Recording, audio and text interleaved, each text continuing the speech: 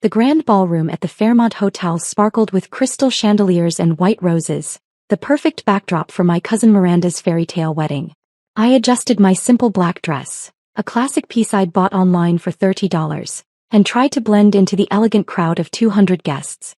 At 28, I was the family disappointment sitting at table 12, far from the action, surrounded by distant relatives who barely remembered my name. My father, David Kellerman, stood near the bar in his perfectly tailored tuxedo, holding court with a group of wedding guests. As the successful owner of 3 luxury car dealerships, he commanded attention wherever he went. His voice carried across the room as he gestured toward me with his whiskey glass. "That's my youngest daughter, Sophia," he said, his tone mixing pride with disappointment. "She serves coffee for minimum wage at some little cafe downtown. Such a bright girl, full of potential, but..." He shrugged eloquently. "You know how it is with this generation. No ambition, no drive to succeed in the real world." The wedding guests nodded sympathetically, their eyes flicking toward me with that particular mixture of pity and judgment I'd grown accustomed to over the past 5 years. My sister Victoria, resplendent in her designer gown, joined the conversation from across the room. "We keep telling her to apply for real jobs," Victoria added, her voice carrying the authority of someone who'd married into pharmaceutical money. "With her college degree she could work anywhere. But she insists on this artistic phase." My stepmother Linda, Dad's third wife, nodded gravely. "It's so hard watching someone waste their potential. We've offered to help her find positions at proper companies, but she's just so stubborn." I sipped my water, couldn't afford the wine at these prices, and they all knew it, and let their words wash over me. 5 years of this. 5 years of family gatherings where I was the cautionary tale, the daughter who'd chosen dreams over security, passion over practicality. They only knew. My phone buzzed quietly against my purse. A text from my agent, Marcus Reynolds. "Disney just confirmed the trilogy deal. $45 million for 3 films. Congratulations, superstar." I slipped the phone back into my purse and smiled slightly. Tonight was going to be interesting. The wedding ceremony had been beautiful, but dinner was where the Rayall family dynamics emerged. I found myself seated between Great-Aunt Dorothy, who kept asking if I was still single because of my choices, and my cousin Blake, a junior investment banker who'd spent the entire salad course explaining why the entertainment industry was financially unstable. "The problem with creative fields," Blake said, cutting into his filet mignon, "is there's no guaranteed income. No security. No growth potential. That's why successful people choose traditional careers." I nodded politely, thinking about the voiceover session I'd completed yesterday for Netflix's biggest animated series. 3 hours of work that would net me more than Blake made in 6 months, but I kept that information to myself. Dad approached our table during the main course, his face flushed with whiskey and the satisfaction of being the center of attention. "How's everyone enjoying the evening?" he asked, his eyes deliberately avoiding mine. "Wonderful wedding," Great-Aunt Dorothy replied. "Though I was just telling Sophia here that she really should consider settling down soon. Time's ticking, and with her situation, she can't afford to be too picky." "Her situation," Dad repeated, settling into an empty chair. "Yes, well, we all make choices in life. Some of us choose responsibility and success. Others," he gestured vaguely in my direction, "choose to serve lattes to college students." The nearby tables had gone quiet, sensing drama. I could feel eyes turning toward us, wedding guests curious about the family tension unfolding over dessert. "David," my stepmother Linda warned softly, "perhaps this isn't the time." No, Dad waved her off. "Sophia needs to hear this. She's 28 years old, living in a studio apartment, working for minimum wage. When I was her age, I already owned my first dealership." He turned to the gathering crowd. "Do you know what she told me last month? She said she was building something big." "Building what?" "A pyramid of coffee cups." The laughter was polite but pointed. I felt heat rise in my cheeks, not from embarrassment but from the familiar frustration of being so thoroughly misunderstood by the people who should know me best. "The entertainment industry is just so unreliable," Victoria added, joining the conversation with her husband Trevor. "We've been trying to help her see reason for years. There are pharmaceutical companies that would love to have someone with her education. Real companies with real futures." Speaking of entertainment, Miranda, the bride, called out from the head table, "Has everyone seen Mystic Realms on Netflix? It's incredible." She held up her phone, scrolling through the app. "The voice acting is absolutely phenomenal. Especially Luna, she's the main character. The actress who voices her is supposed to be worth like $50 million or something crazy. The conversation paused as Miranda clicked play on her phone. The opening theme of Mystic Realms filled the immediate area, and then came the voice that had made me a millionaire dozens of times over. My voice as Luna, the fierce warrior princess who'd captured hearts worldwide. In the shadows of ancient mountains where magic flows like rivers of light. Great Aunt Dorothy frowned. That voice sounds familiar. Blake cocked his head. Yeah, weirdly familiar. Miranda kept scrolling, pulling up behind-the-scenes footage from the series. The actress is super secretive about her identity, but she's done like 15 major animated series and movies. She's basically the most successful voice actress in the world right now. As Luna's voice continued from the phone, my voice, speaking words I'd recorded in a Manhattan studio just 2 months ago, I watched my family's faces with growing amusement. Dad was still talking about my minimum wage job, completely oblivious to the irony unfolding around him. The problem with Sophia, he continued, is that she lacks focus. She lacks the killer instinct you need to succeed in business. She's content to remain small to play it safe. That's when Miranda's eyes went wide. She'd been staring at me while Luna spoke and something had clicked. Wait, she said slowly, her voice cutting through Dad's monologue. Wait a minute. She held up her phone, replaying Luna's dialogue, then looked directly at me. Say something, she whispered. The tables around us had gone completely silent. I glanced at Dad, who was looking confused by the sudden shift in attention. Say what? I asked in my normal speaking voice.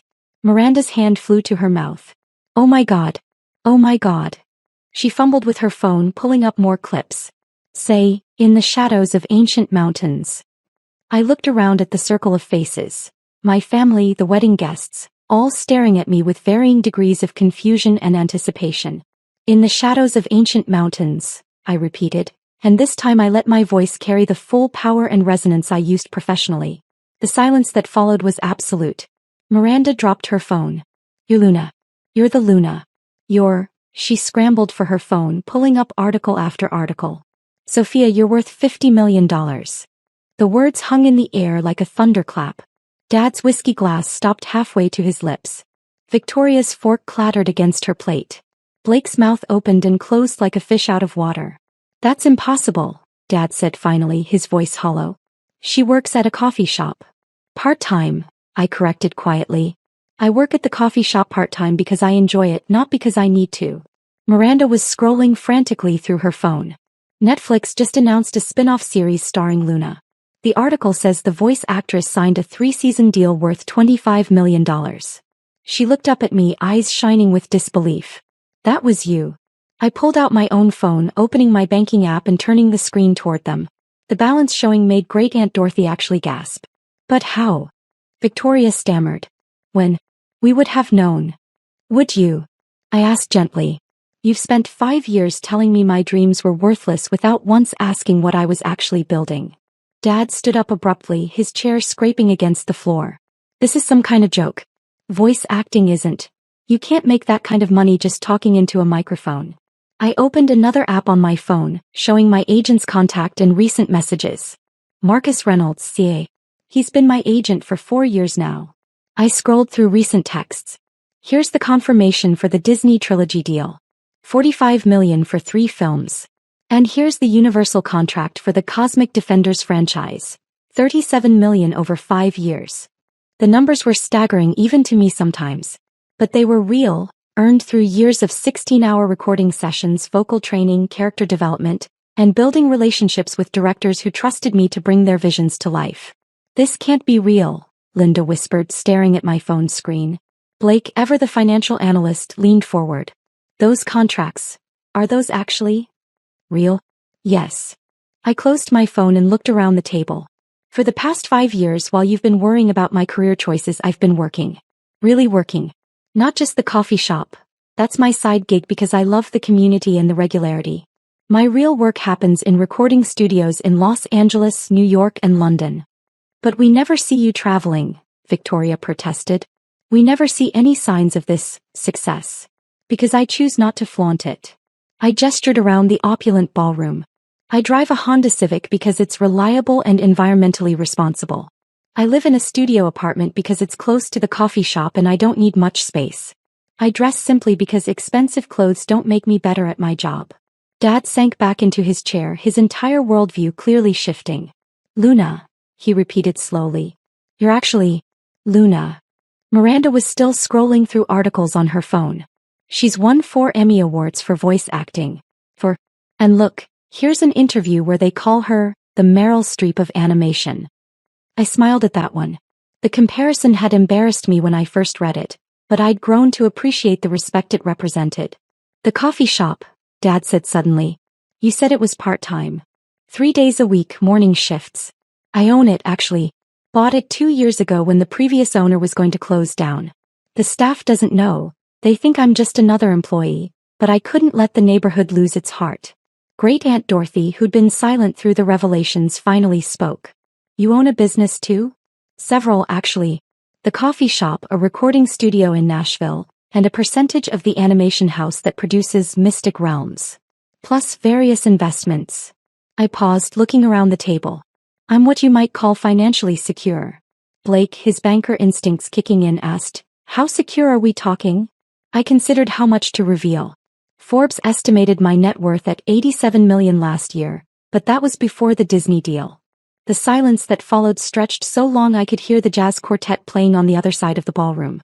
Finally, Dad spoke, his voice barely above a whisper. $87 million. Give or take. I stood up, smoothing my $30 dress. Now, if you'll excuse me, I promised Miranda I'd catch her bouquet toss. As I walked away from the table, I could hear the whispered conversations starting behind me. Phone screens lighting up as people Googled my professional name, searching for the articles and interviews they'd never bothered to look for before. The bouquet toss was delightfully normal after the drama of dinner. I caught Miranda's roses, a good omen, she insisted, and spent the next hour being congratulated by wedding guests who suddenly found me fascinating. Everyone wanted to know about Luna, about the recording process, about working with famous directors. It was during the dancing that Dad finally approached me. He looked older somehow, as if the evening had aged him years and hours. Sophia, he began, then stopped. I don't know what to say. You don't have to say anything, Dad. Yes, I do. He ran his hand through his graying hair. I've been such an ass. All those things I said tonight, all the times I've dismissed what you were doing.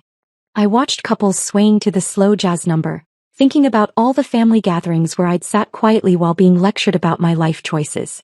You know what the hardest part was? I said finally. Not the secrecy, not even the judgment. It was that none of you ever asked. Not once in 5 years did anyone ask what I was really working on, what my dreams actually looked like, whether I was happy. He flinched. We thought we were helping. We thought you were wasting your potential. My potential for what? For being like you? For measuring success only in traditional terms. I turned to face him fully. Dad, I love what I do. I bring characters to life that inspire millions of children. I make enough money to support myself and others. I'm building something meaningful. Isn't that success? Before he could answer, my phone rang. The caller ID showed a number I recognized. My Disney contact. Sorry, I should take this, I told Dad, answering the call. Sophia, it's Jennifer from Disney Animation, came the familiar voice. I know you're at a family event, but I had to call. The Luna spin-off series just got greenlit for a second season before the first one even airs. The network wants to discuss expanding your role across the entire Disney animated universe. I stepped away from the dance floor, trying to process what she was saying. Expanding how? Think Marvel Cinematic Universe, but animated.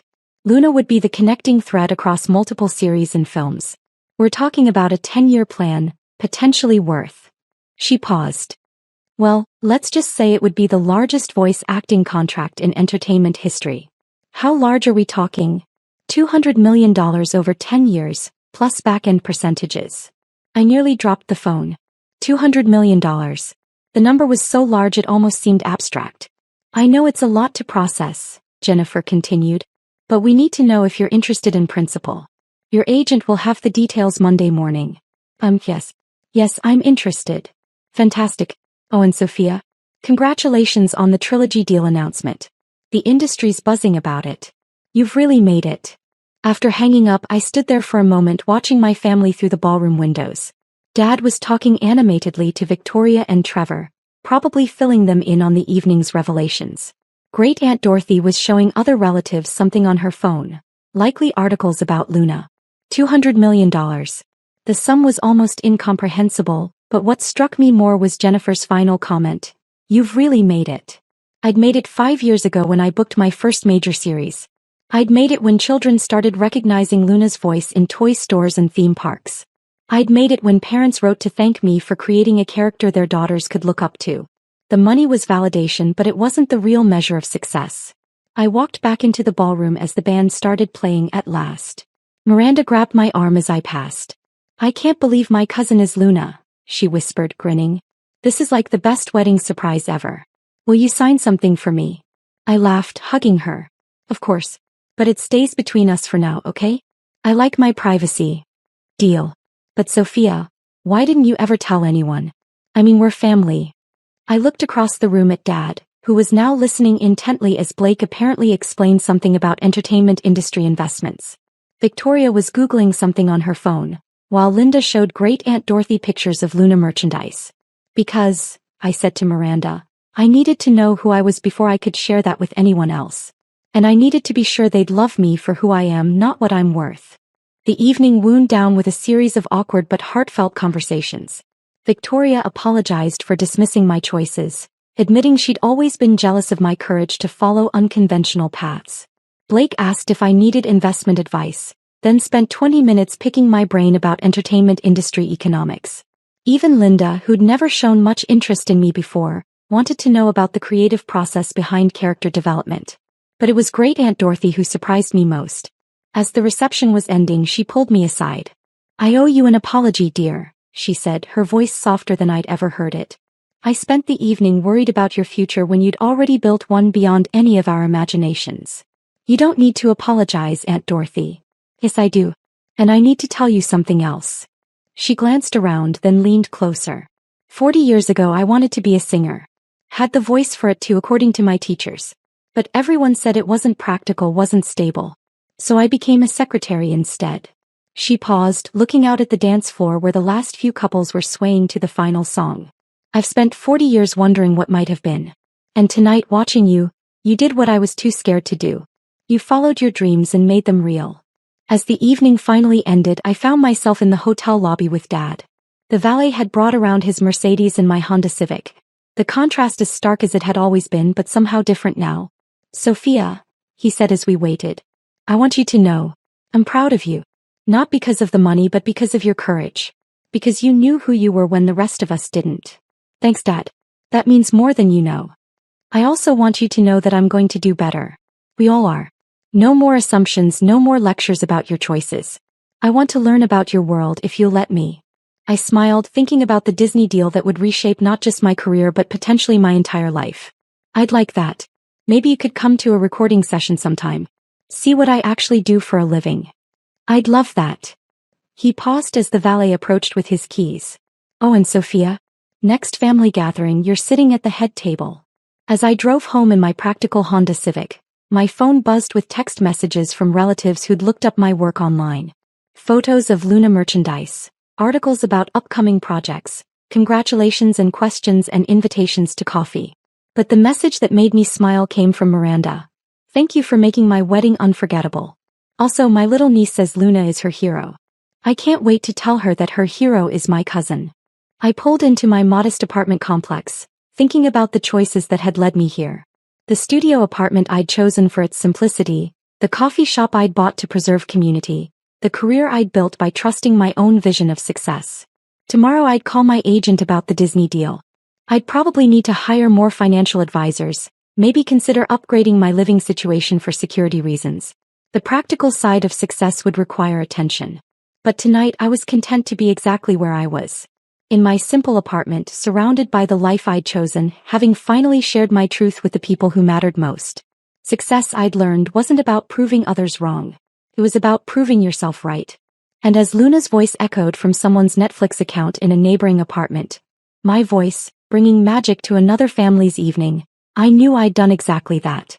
3 months later, I stood on the red carpet at the premiere of Mystic Realms, Luna Rising, the feature film that had launched from the series' success. Dad was my date, looking proud in his tuxedo as photographers called my name. "You know," he said as we posed for pictures, "I always knew you were destined for something special." I laughed, squeezing his arm. "No, you didn't. But that's okay. I did. And that I'd realized was enough."